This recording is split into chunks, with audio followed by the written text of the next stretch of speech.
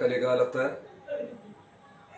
അസ്വസ്ഥമായിട്ടുള്ള മനുഷ്യ മനസ്സുകൾക്ക്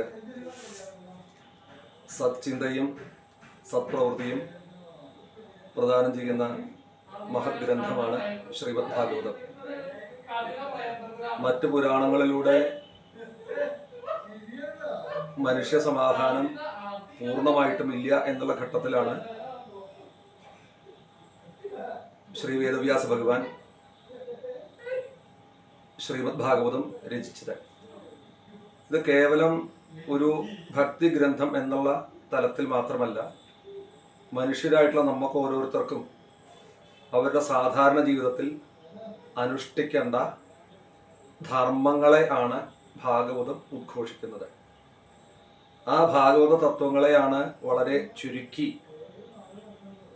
നമ്മളോട് പറയാറുള്ള ആ ധർമാനുഷ്ഠാനമാണ് നാം എപ്പോഴും പ്രാർത്ഥിക്കുന്ന കായേന വാച മനസേന്ദ്രിയേർവ ബുദ്ധ്യാത്മനാവ പ്രകൃതേ സ്വഭാവ കരോമി യദ്യൽ സകലം പരസ്മൈ നാരായണായേതി സമർപ്പയാമി.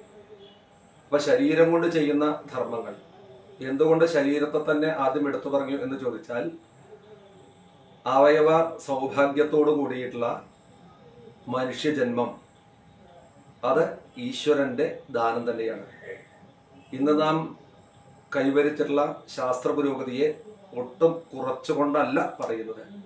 പക്ഷേ അവയവ സൗഭാഗ്യത്തോടു കൂടിയുള്ള ജന്മം അത് ഈശ്വരദാനം തന്നെയാണ്.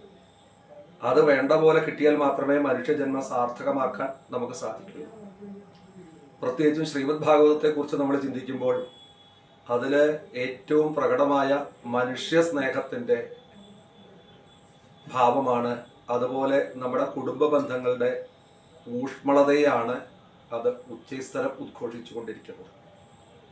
പിന്നെ ആനുകാലിക പ്രസക്തി എന്നുള്ള രൂപത്തിൽ പറയുകയാണെങ്കിൽ, ഒരു ഭരണകർത്താവ് എങ്ങനെയാവണം എന്നുള്ളത് ശ്രീമദ് ഭാഗവതത്തില് വളരെ വിസ്തരിച്ച് പറഞ്ഞിട്ടുള്ള പൃഥുചരിതം.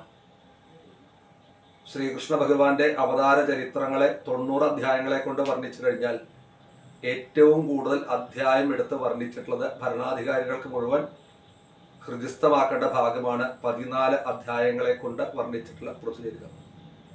അതുപോലെ തന്നെ ഇന്നത്തെ ആധുനിക കാലഘട്ടത്തിൽ ഏറ്റവും പ്രസക്തമായിട്ട് നിൽക്കുന്ന പ്രകൃതി സംരക്ഷണത്തിന്റെ ഭാഗമാണ് ഭഗവാന്റെ ഗോവർദ്ധനോദ്ധാരണം.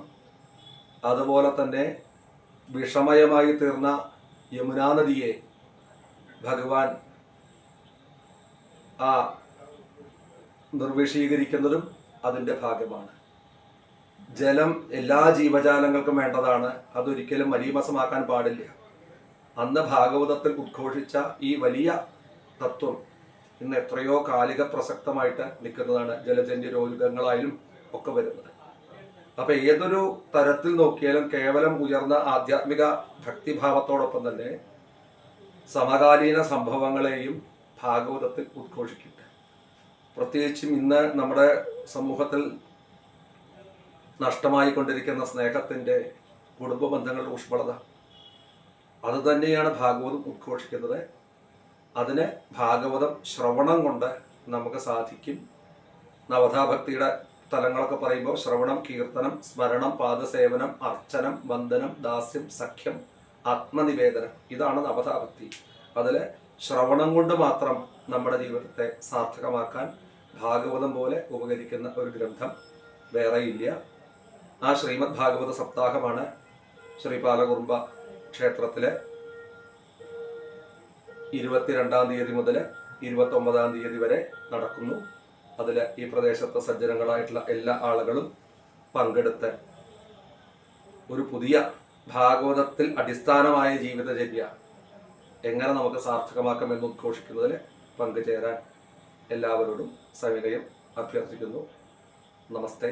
കായേന വാച മനസേന്ദ്രിയർവ ബുദ്ധ്യാത്മനാവ പ്രകൃതേ സ്വഭാവാൽ കരോമി യദ്യൽ സകലം പരസ്മൈ നാരായണായേതി സമർപ്പയാമി.